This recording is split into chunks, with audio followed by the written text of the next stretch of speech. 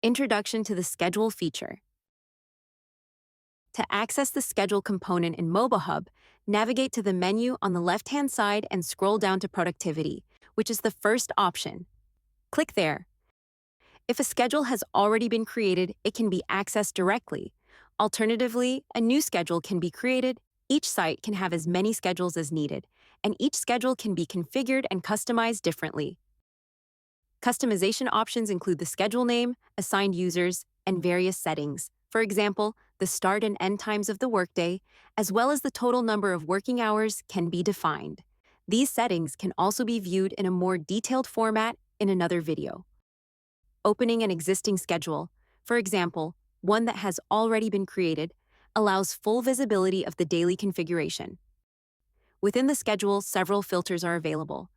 Filtering can be done by user, status, shift title, role, work status, and shift status.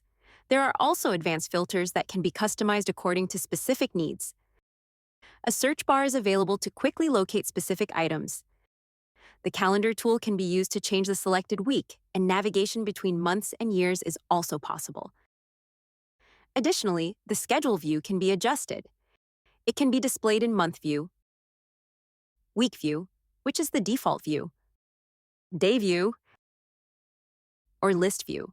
The list view is particularly useful for reviewing the number of tasks, forms, and scans assigned to each shift, as well as the planned hours.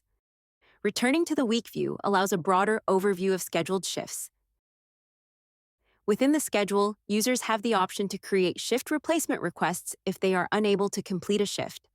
Replacement requests can also be created from the schedule if a shift needs to be offered to other available employees. Detailed instructions on how to complete this process are covered in a separate video. Several actions can be performed throughout the schedule, including unpublishing the week, copying from a template, clearing the week, removing assignments, saving the week as a template, copying the previous week, adding or editing unavailability, and exporting the schedule as a PDF. There is also an option to publish any shifts that are currently unpublished. Additional options include modifying the schedule settings. All configuration details can be updated even after the schedule has been created and is active. Requests can also be accessed from the designated section within the schedule interface. By clicking the Add New button, it is possible to add a new shift, create a shift from a template, add multiple shifts at once, or add users to the schedule.